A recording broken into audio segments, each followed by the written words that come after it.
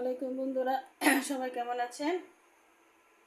আজকে একটু মিষ্টি লাউ ভাজি করব, সিম্পলভাবে একদম। মিষ্টি লাউ ভাজি কিন্তু গরম ভাতের সাথে খেতে ভালোই লাগে। সাথে কালি জিরা দিব, শুকনো মরিচ, কালি জিরা, যা যা উপকরণ লাগে সবই দিব। হালকাভাবে আর কি রান্না করব। কালি জিরা, শুকনো মরিচ দিয়ে দিলাম।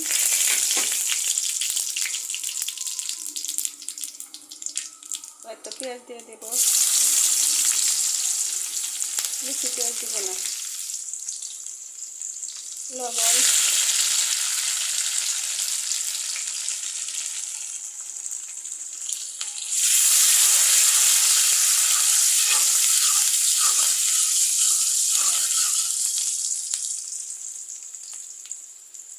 যে কোনো সবজির সাথে কালি জিরা দিয়ে খাবেন, যাদের শরীরে বীজ ব্যথা আছে ভালো হয়ে যাবে। এমনি তো কালি জিরার ভর্তা কিছু খেতে খাওয়া যায় না, তিতা লাগে। অনেকের কাছে তিতা লাগে, আবার অনেকেই খেতে পারে। আমি আবার খেতে পারি না, একটু তরকারির সাথে সবজির সাথে দিলে খেতে পারি।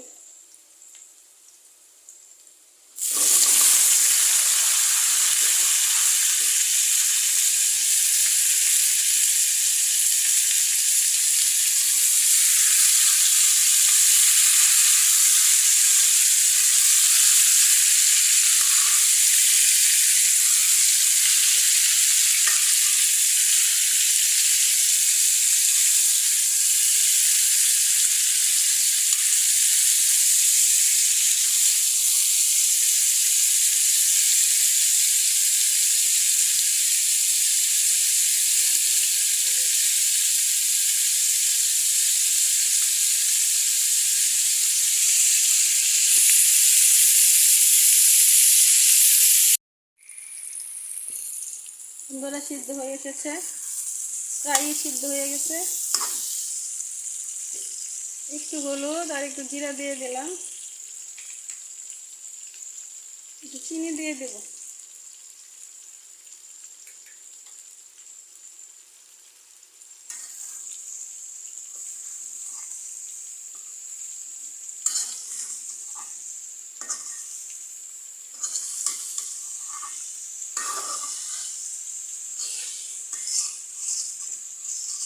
পানি দেব না, এমনি এমনি পানি উঠবে, চিনি থেকে যে পানি উঠবে সে পানিতে সিদ্ধ হয়ে যাবে, চিনির পানিতে সিদ্ধ হয়ে যাবে।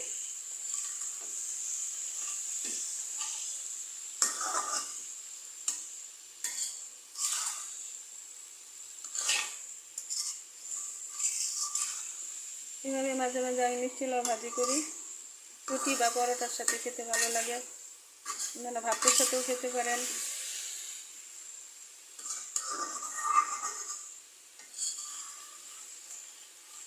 এভাবে আপনারা ট্রাই করতে পারেন।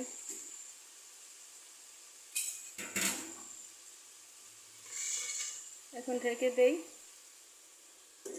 সিদ্ধ হয়ে যাবে আস্তে আস্তে।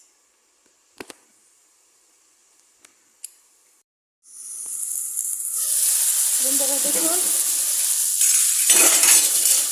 আমি কিন্তু পানি দেই নাই, চিনি দেওয়াতে কতটুকু পানি উঠেছে।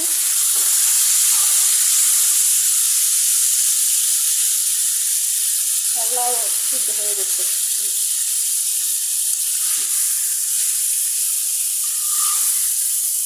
এবার হালকা মশলা দিয়ে রান্না করলাম।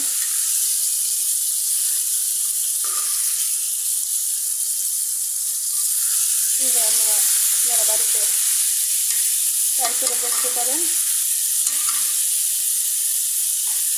আমার রেসিপিটি ভালো লাগলে লাইক করুন, শেয়ার করে পাশে থাকবেন। হয়ে গেল রান্না। রুটি বা পরোটার সাথে খেতে দারুণ লাগবে।